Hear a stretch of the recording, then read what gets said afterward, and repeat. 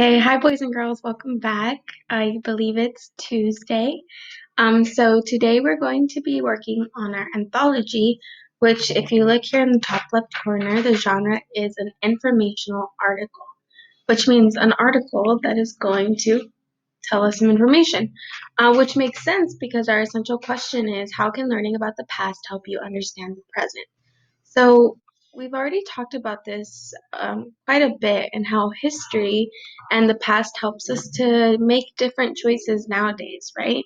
And how, events in the past help us to change things now.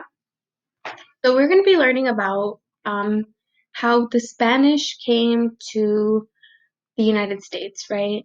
And how they came to North America. So the title of our anthology is Rediscovering Our Spanish Beginnings.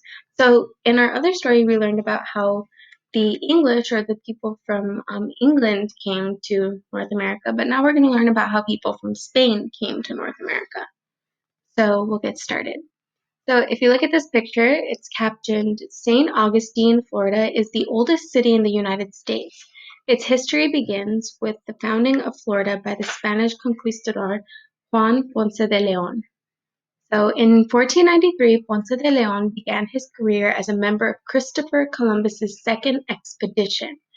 After serving as governor of the Dominican Republic, Haiti, and then Puerto Rico, he later set out on his own to find the legendary Fountain of Youth. Instead, his expedition in 1513 led to the discovery of Florida.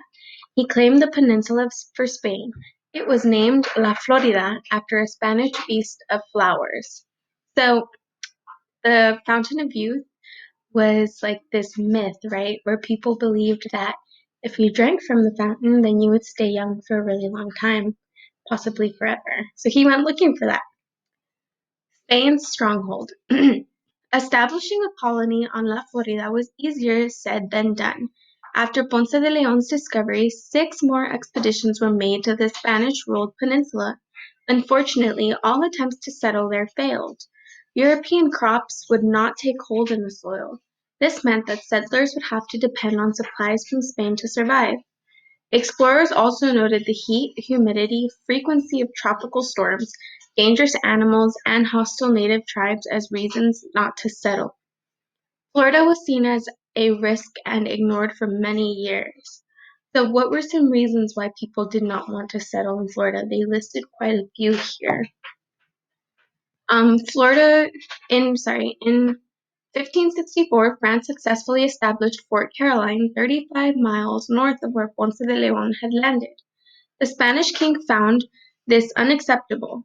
A year later, he sent Pedro Menendez de Aviles, an admiral, to colonize and rule Florida. Menendez and his soldiers destroyed the French colony. They founded the Spanish settlement St. Augustine on September 8th, 1565. So, what did they do when they didn't like that someone else took their land? During this time, the answer was pretty much always just war or like fighting, right? Just go take it back. It belongs to us. There was really not that many negotiations or compromises that took place, right? And imagine if that happened now, it would be really different, right? Okay. St. Augustine, we're up here. St. Augustine became the main northern outpost of the Spanish Empire. It was also the center for Spanish missions in the region. Since it was a target for enemy attack, the settlement was forced to relocate several times over the next 6 years. In addition, poor relations with the native Timucuans made life difficult to early settlers. Before returning to Spain in 1567, Menendez helped to establish 3 forts. His nephew returned to govern Florida until 1589.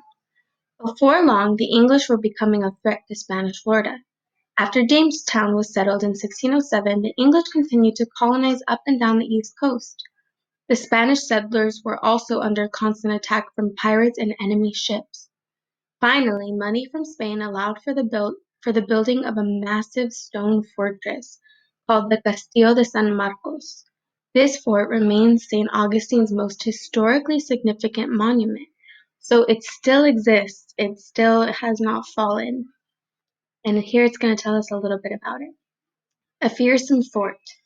Just as Rome wasn't built in a day, the Castillo or Castle de San Marcos was built over time between 1672 and 1695. So it took almost 20 years. It was the 10th fort built to protect the city of St. Augustine. The previous 9 forts had all been made of wood. The Castillo de San Marcos was constructed with a nearly indestructible shell stone or coquina. Its tremendous walls tower 33 feet high and measure 12 feet thick. Enemy fire could not tear down these walls. So these walls were just so strong that even, like cannonballs or anything like that wouldn't tear it down. Learning about the past in the present. St. Augustine has been part of the United States since 1821 when Florida became a U.S. territory. You can still see permanent signs of the Spanish era in the city. Many streets have Spanish names, and some buildings look like they are from colonial times. Today, part of the city is like living archaeology. Visitors can come to St. Augustine to uncover evidence about life in the old days. Many Spanish colonial sites have been restored, and the city's museums document its history. Visitors to the colonial Spanish Quarter learn how Spanish settlers lived centuries ago. Much of the information is based on what archaeologists have uncovered, including buttons, beads, dishes, and tools. More than 1 million artifacts have been uncovered since 1930s. So, in what ways is St. Augustine like living archaeology? So how can a city or a town be like living archaeology? That's something to think about and just to keep in mind. So like I was saying, how can a city be a piece of archaeology? How can it be something that we study, right? And just like it said, it talks a little bit about here where it says that even now there are streets, named names that are in Spanish because of the Spaniards, right? And then here, I like this section. It says, "Do you speak Spanish? A lot of you do. You may without even knowing it. Over hundreds of years, many Spanish words have entered the U.S. language. In the U.S., many place names come from the Spanish language, including California, Nevada, and Los Angeles. Those are all Spanish names. Other words that come from us from the Spanish settlers, including burrito, cafeteria, canyon, fiesta, mosquito, patio, plaza, rodeo, and tango." So I said that with a Spanish accent, but there are also words that we say, cafeteria, canyon, fiesta, mosquito, right? So it's really interesting to think about how, like the essential question says, how does learning about the past affect our present? Well, even our language, even the food we eat, the places we visit are all affected by things that happened in the past a long time ago, right? So that's something to think about. Um, I'll probably make one of these questions down here, like this one specifically, write about the Spanish influence on the United States. I just talked about quite a few of them. So I'll make that one of our questions on skies that you'll answer for today. If you have any questions, remember you can always message me on Skies, Google Classroom, or by email. I hope you guys enjoyed reading about this. I love history, so I love reading all these stories to you guys because it's just interesting to think, like if you walk somewhere or if you go visit somewhere, it's interesting to think like a few hundred years ago that this stuff was still happening, right? That people were building forts and, maybe one day you guys will be able to visit the Castillo de San Marcos, right? Something to think about. Have a great day, and I will see you guys later for our grammar lesson.